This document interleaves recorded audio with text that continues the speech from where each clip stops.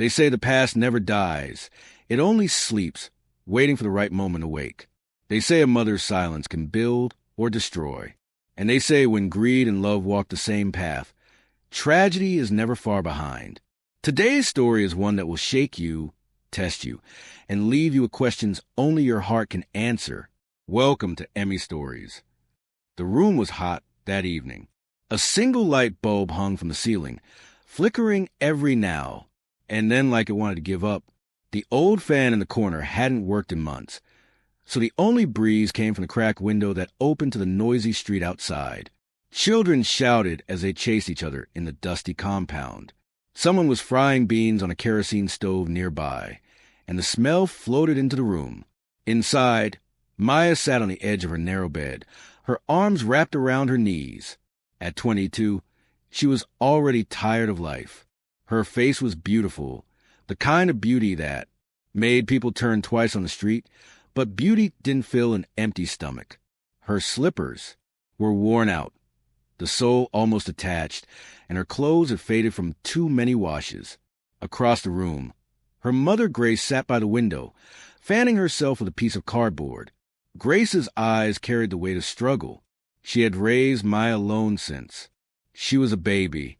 Life had not been fair to her. Every day was a fight to pay rent, to buy food, to keep going. Maya, Grace said, her voice low but firm. This your boyfriend, Daniel. I don't understand you. How can you waste your time with someone who has nothing to offer? You want to suffer like me? Maya looked down. She loved Daniel. He wasn't rich, but he was kind, and he always found a way to make her smile. He was the only one who made her believe life could be more than poverty. Mama, Daniel loves me, Maya whispered. At least he cares. Grace let out a bitter laugh. Love doesn't pay rent. Love doesn't put food on the table. When I was your age, I thought love was enough. Look at me now. One-room apartment, no husband, no money. Do you want this kind of life for yourself? Maya didn't answer. She knew her mother's words came from pain, but they still hurt. Later that evening, Daniel came by. He wore his usual faded jeans and a shirt that had seen better days. He greeted Grace politely, but she only nodded coldly. Daniel turned to Maya with a small smile. Hey, I got you something, he said, pulling out a small pack of roasted groundnuts. I know, it's not much, but... Maya smiled, touched by the simple gesture. She took the pack and held his hand. But Grace's voice cut through the moment like a knife. So this is the life you want, Maya? Groundnuts? When your mates are driving cars and carrying designer bags.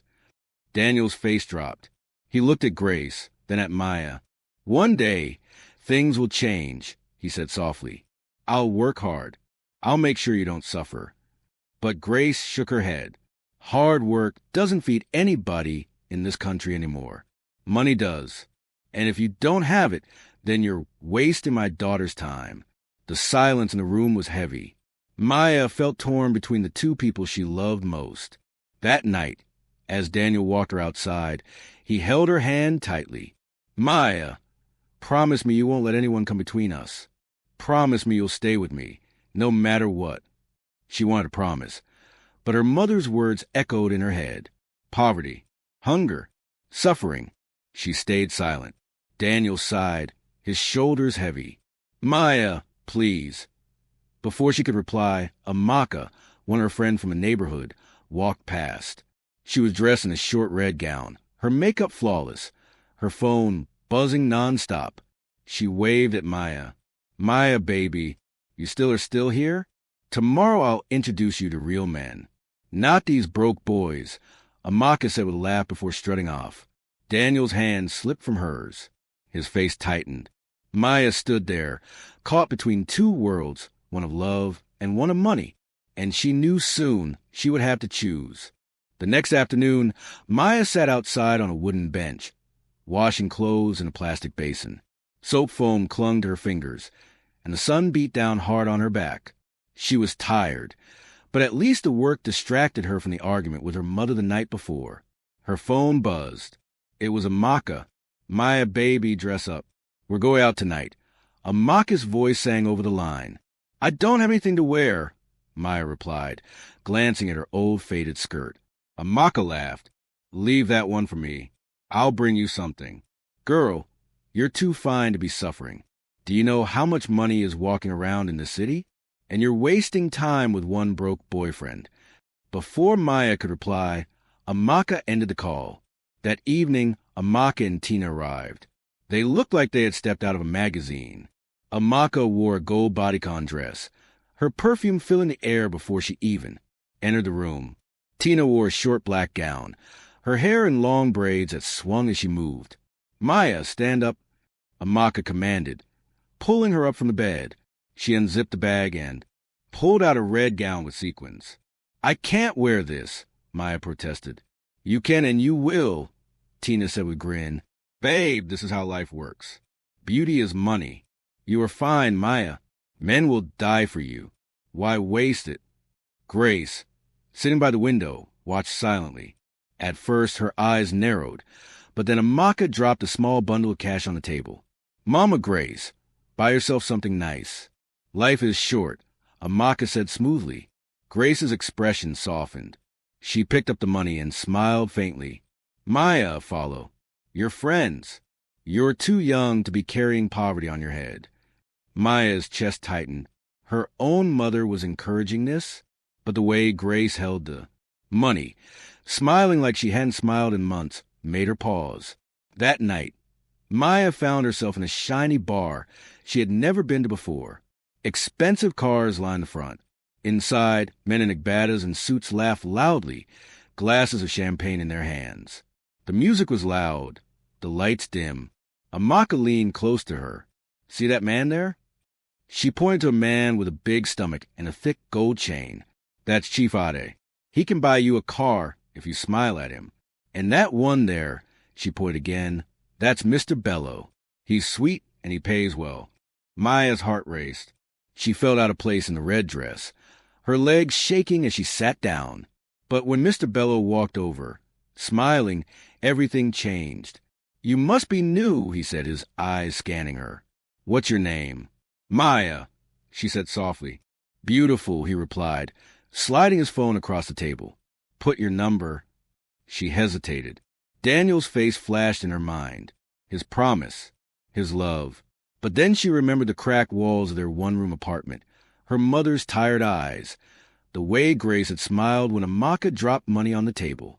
Her hand shook as she typed in her number. Minutes later, Mr. Bello pressed a wad of cash into her hand. Buy yourself something nice, he said. The money felt heavy in her palm, more than she had ever held in her life. When she got home that night, she placed some of it in her mother's hand. Grace's eyes lit up. Maya, God has finally answered us, Grace whispered.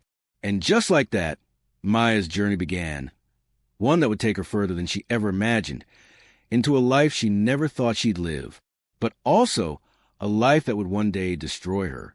Daniel stood outside the small compound, waiting. His shirt was damp with sweat, and his hands wouldn't stop fidgeting. He hadn't seen Maya in 2 days, and she hadn't answered most of his calls. Something felt wrong. When she finally stepped out of the room, his chest tightened. Maya looked different. Her hair was styled, her skin glowing. The red gown she wore the other night had been replaced with a new blouse and jeans that clearly weren't from her old wardrobe. Maya, he said, relief washing over his face. Where have you been? I've been worried. She avoided his eyes. I've just been busy. Busy with what? He reached for her hand, but she pulled it back. Before she could answer, Amaka appeared from the corner.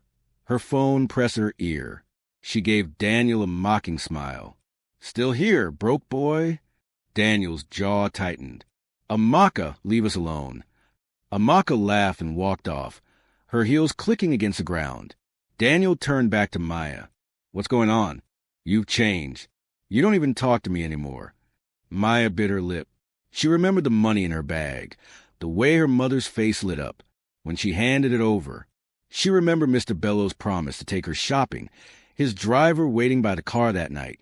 Daniel, she said softly, maybe love isn't enough. We've been struggling for too long. His eyes widened. So you're saying money is more important than us? Than what we've Built together? She stayed silent. Daniel stepped closer, desperation in his voice. Maya, I may not have much now, but I'm working hard. One day I'll make it. Just stay with me. Don't let them change you. But Grace's voice cut through from behind the door. Daniel, go home. My daughter doesn't need promises. She needs a future, and you can't give her that. Daniel froze, hurt burning across his face. So this is it? After everything? You're leaving me because I'm broke. Maya's chest ached, but she forced herself to look away. I'm sorry, Daniel. His eyes glistened. He shook his head slowly, then whispered, One day you'll regret this. And with that, he turned and walked away. Maya stood frozen, tears threatening to fall, but her mother's hands rested on her shoulders. You did the right thing, Grace said firmly. Daniel has nothing to offer you, but those men Amaka is introducing you to, they can change your life. That night, Maya lay awake on her bed. Daniel's words echoed in her ears, but so did her mother's. She thought about the cracked walls, the flickering light bulb, the hunger that always seemed to return. She thought about the bundle of cash in her bag. Slowly, she picked up her phone and typed a message. Good evening, sir. This is Maya. She hit send to Mr. Bello. The reply came instantly. Beautiful Maya. I've been waiting. Tomorrow we'll go shopping. Maya's heart pounded. She knew she had crossed a line she could never come back from. Outside, the night was quiet, but inside her, a storm had begun. The next morning, a black SUV parked outside the compound. Its windows were tinted, its engine humming like power itself. Neighbors peeped through their curtains, whispering. Maya had never seen such a car this close before. The driver stepped out in a crisp white shirt and dark glasses. He opened the back door with a small bow. Maya, boss is waiting, he said. Grace almost fainted from excitement. Jesus. Maya, hurry and go. Don't keep important people waiting. Maya's heart raced. She stepped into the car, her stomach tight with nerves. The leather seat smelled rich, smooth, like money itself. When they reached the mall, Mr. Bello was already waiting. He was dressed in a bata, a gold wristwatch flashing on his hand. He smiled when he saw her. Maya, you look even more beautiful today, he said, kissing the back of her hand like a gentleman.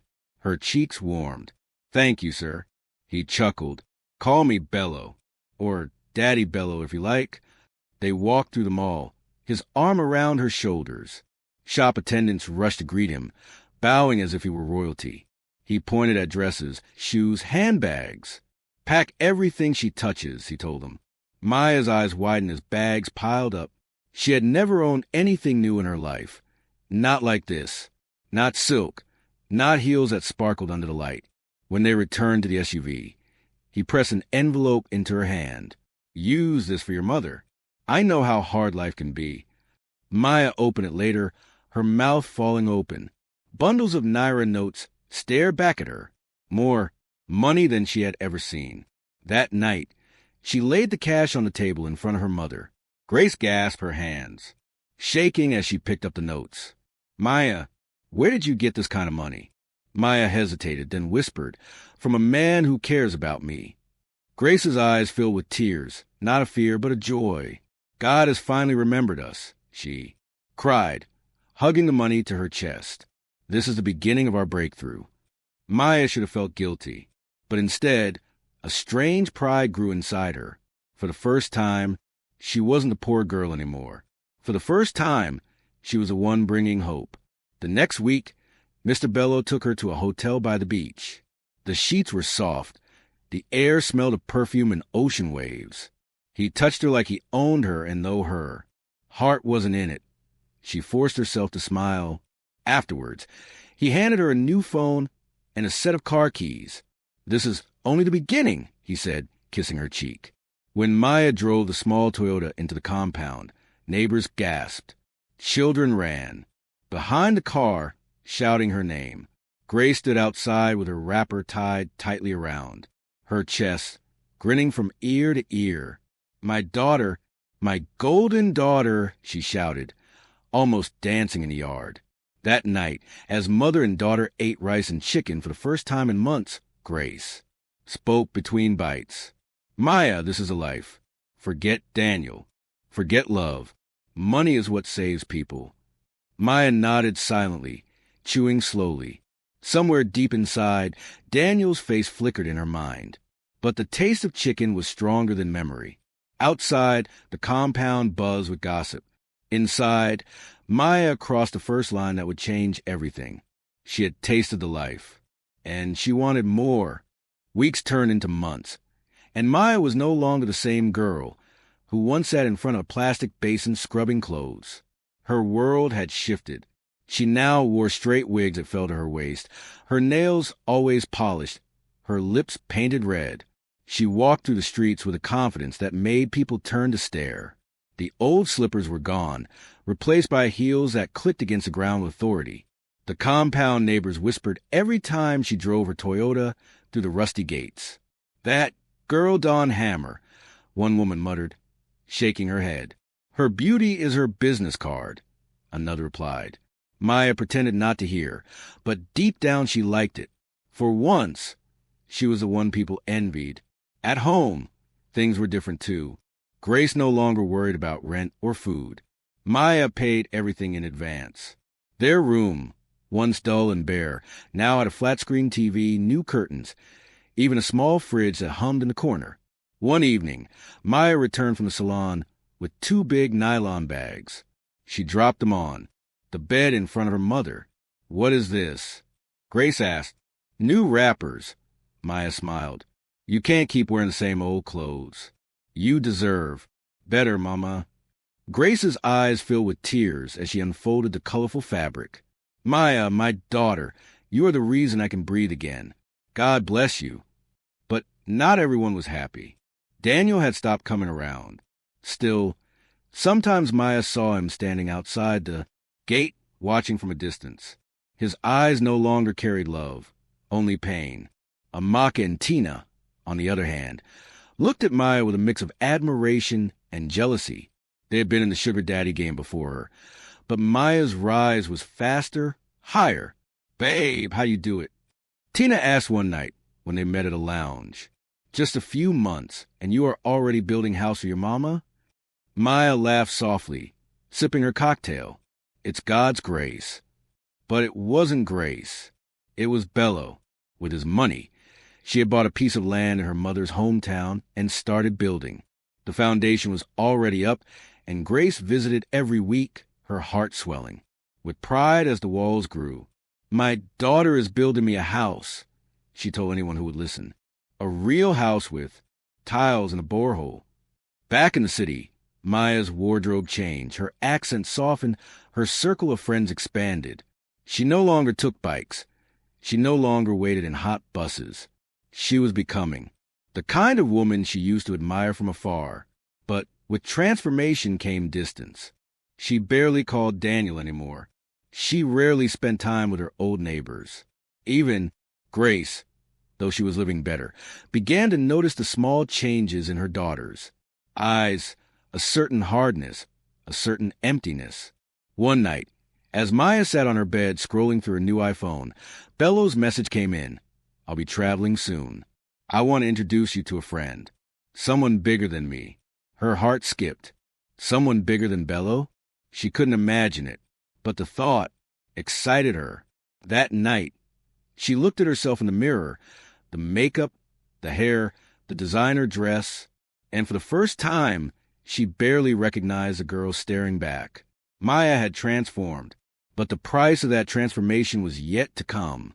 The day began like any other, but ended like no day Maya had ever known. Amaka had convinced her to join a weekend trip out of town. "Big men don't stay in the city all the time," Amaka explained. "If you want to meet someone serious, you have to travel. This one, he is different." They arrived at a resort in a neighboring state, a place that looked like paradise compared to the noisy streets Maya was used to. The air smelled of ocean breeze, palm trees lined the entrance, and luxury cars filled the parking lot. Amaka introduced her to him. His name was Richard. He was tall, broad-shouldered, with a commanding presence that made everyone around. him quiet down. His hair was touched with gray, his suit sharp, his wristwatch gleaming like it cost more than everything Maya and her mother had ever owned combined. When his eyes fell on Maya, he smiled, not a wide smile, but the kind of smile that said he was impressed. Richard, he introduced himself, extending his hand. Maya, she said softly, her palm trembling as it touched his. From that moment, something shifted.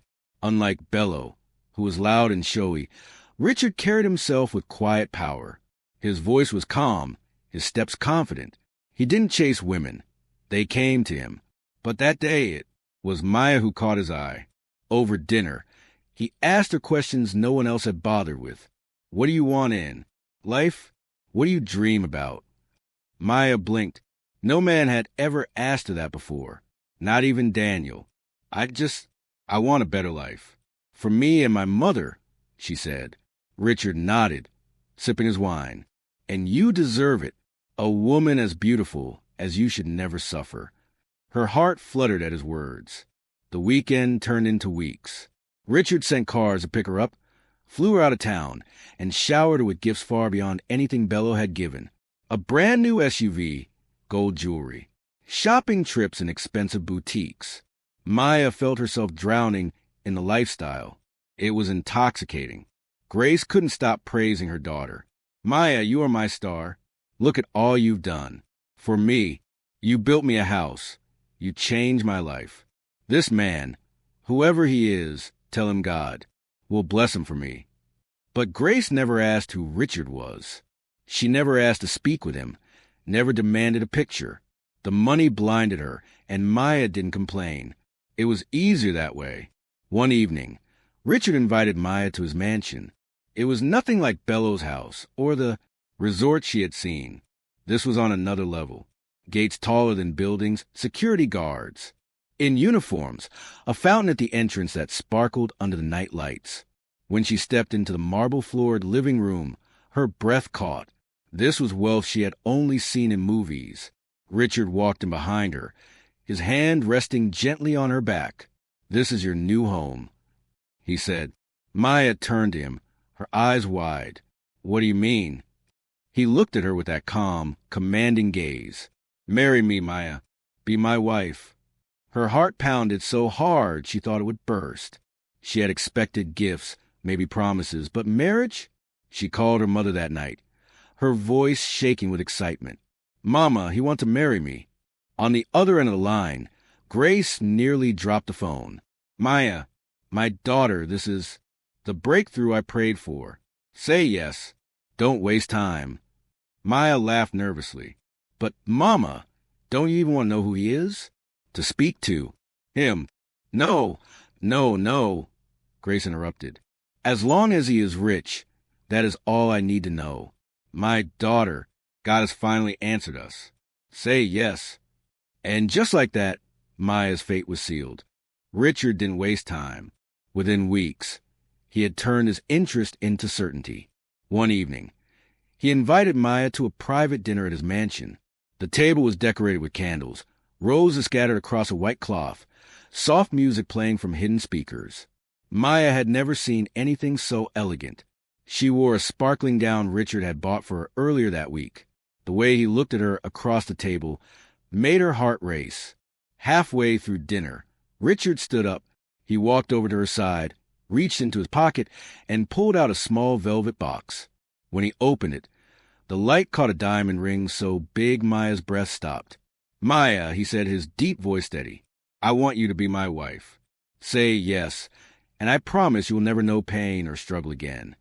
Her hand trembled as she stared at the ring. For a second, Daniel's face flashed in her. Memory, his gentle smile, the roasted groundnuts he once gave her. But the vision vanished as quickly as it came. Yes, she whispered, her voice breaking. Richard slid the ring onto her finger and kissed her hand. From today, you belong to me, he said with quiet authority. The next morning, Maya called her mother, her voice bubbling with excitement. Mama, he proposed. I'm engaged. On the other end, Grace screamed with joy. Maya, my God, my enemies are put to shame. Mama, don't you want to meet him? Maya asked hesitantly. Grace laughed, brushing off the question. Child, as long as he is wealthy and can take care of you, what else is there to know? Forget introductions. My blessing is already with you. Maya's heart tightened. Something about her mother's blind acceptance unsettled her, but she didn't dare say it out loud. News spread quickly. Amaka and Tina were stunned when they saw the ring. Babe, this is not engagement, oh, this is jackpot, Amaka said, grabbing Maya's hand to stare at the diamond. You donned blow for life. Tina shook her head, half jealous. You've passed us all. The rest of us are still managing. But you're about to be a queen. Maya smiled, but deep inside, she felt nervous. Richard was older, far older than her. Sometimes when she looked at his hands, she noticed the veins, the wrinkles at the edges of his eyes. He never spoke much about his past. Whenever she asked, he waved it off with, the past doesn't matter. What matters is the future I'll give you. Still, the wedding plans moved forward like a storm. Richard spared no expense. He hired event planners from the capital, ordered gowns from abroad, and booked the most expensive hall in the city. Grace fell sick days before the wedding. The doctors said it was stress and high blood pressure. She lay in a hospital bed, weak but smiling whenever Maya visited. Don't postpone the wedding because of me, she told her daughter firmly. Go ahead. My spirit will be there. Marry that man and secure your future. Maya wanted her mother by her side, but Grace was unshakable. As long as he is rich, I have no fears. Go and be his wife, Grace insisted, her voice trembling but determined. On the day of the wedding, Maya stood in front of the mirror in a white gown that shimmered under the lights. She barely recognized the reflection. From a one-room apartment to a queen in lace and diamonds, the transformation felt unreal. As she walked down the aisle, guests gasped and whispered. Phones raised to capture the moment. Richard waited at the altar, composed, his face unreadable. When he slipped the wedding ring onto her finger, the hall erupted in applause. Maya smiled, but deep in her chest, a small unease stirred. She pushed it away. After all, hadn't her mother said this was God's blessing? The mansion was everything Maya had once dreamed of and more. Its gates swung open. Each morning as black SUVs drove in and out, the marble floors gleamed so brightly you could see your reflection. Chandeliers hung above the grand staircase, and maids in uniforms hurried about their duties. Maya walked to the hallways in silk robes, her bare feet sinking into soft rugs. Her hand often rested on her growing belly. She was 6 months pregnant now, glowing with the weight of new life. Richard was often busy, meetings, business trips, calls that lasted late into the night. But whenever he was home, he made sure she lacked nothing. He brought her jewelry, perfumes, and clothes imported from abroad. He kissed her forehead and told her she was his treasure. For the first time in her life, Maya lived without fear of rent, hunger, or shame. And yet, sometimes in the quiet of the night, she found herself staring at the ceiling, wondering why. Her happiness felt heavy. Grace, meanwhile, still lived in the small rented house Maya had paid for. Though she had money, she refused to move until her daughter called her personally. She was proud, telling anyone who would listen about her wealthy son-in-law. One afternoon, Maya picked up her phone and dialed her mother. Her voice was warm but firm. Mama, it's time you came to stay with me. This house is too big for just me and the maids. I want you here. I want you to see the life your daughter has built. Grace's heart raced. Maya, are you sure? I don't want to disturb you and your husband. Maya laughed. Disturb? Mama, you're the reason I am here. If not for your sacrifices, I wouldn't have made it this far. Please come. Grace packed quickly. Her new wrappers, her jewelry, her Bible. Neighbors watched with wide eyes as a chauffeur arrived at her doorstep to carry her bags. Women whispered, children pointed, and men shook their heads in disbelief. Grace has made it, one said. Her daughter has saved her, another replied. The drive to the mansion took hours. When the gates finally swung open, Grace's eyes filled with tears. She had never seen such wealth up close. Fountains sprayed water high into the air. Flowers bloomed in gardens larger than her entire street, and the mansion itself towered, above her like a palace. Maya came rushing out to meet her, dressed in a flowing gown that showed her round belly. She hugged her mother tightly, tears streaming down her face. "Mama, welcome to your home," Maya whispered. Grace held her daughter's cheeks in her hands. "My child, you wiped away all my tears. God bless you." That evening, Grace sat at the dining table.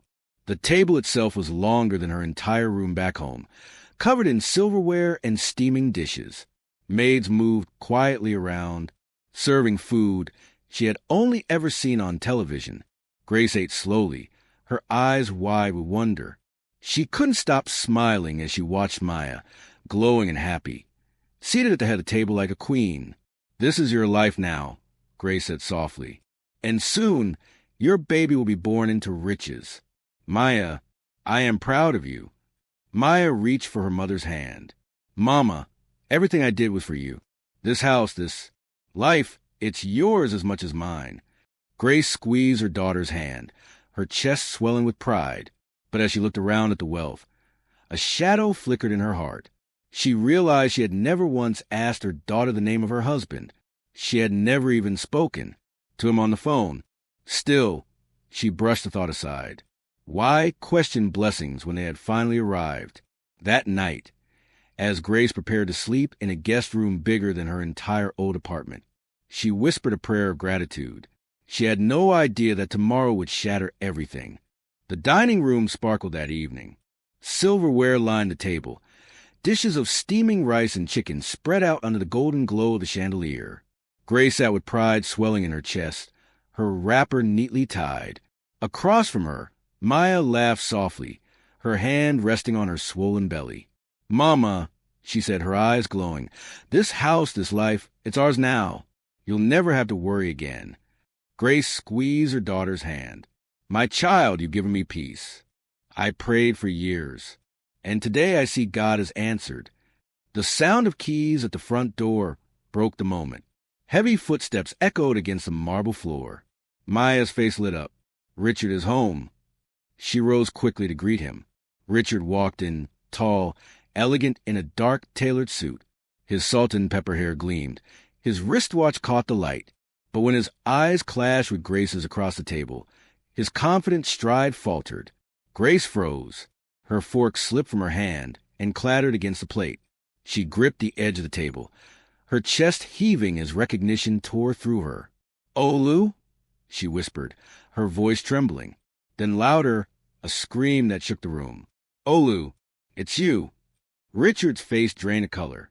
Maya spun around, stunned. "Mama, what are you saying?" Grace's voice cracked as she pointed a shaking finger at him. "This man, Maya, this man is the one who ruined my life. When I was young, he swore he loved me. But when I became pregnant, he denied me. He ran away, left me with nothing but shame. Maya, he is your father." The words slammed into Maya like thunder.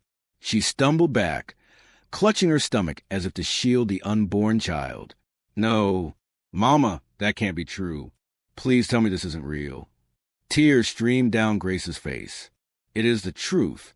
The man you married is the father you never knew." Maya turned to Richard, her voice breaking. "Tell me she's lying. Tell me." Richard stepped forward, his hands trembling. "Maya, I didn't know. I swear I didn't know." "Don't touch me," Maya screamed, her voice piercing the grand hall. "You are my father, and I carry your child." The room fell into stunned silence, broken only by Grace's weeping. Then a sharp, urgent knock thundered at the front door. The maid rushed to open it, and swept a tall woman, her presence commanding.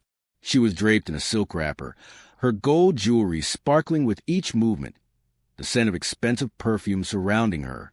Her head tie was tied perfectly, her expression sharp with fury. Behind her stood 4 children, well-dressed, their faces a mix of anger and confusion. "Richard," she thundered, her voice slicing through the room. "So this is where you've been?" Maya's chest tightened. Who are you?" The woman's eyes flashed. "I am Mrs. Richard, his legal wife." mother of his children. And who are you? Another one of his dirty secrets.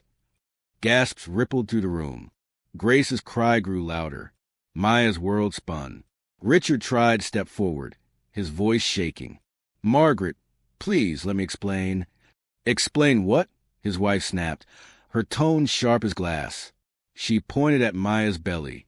That you abandoned your family for months, lie about business trips, only to marry a girl young enough to be your daughter?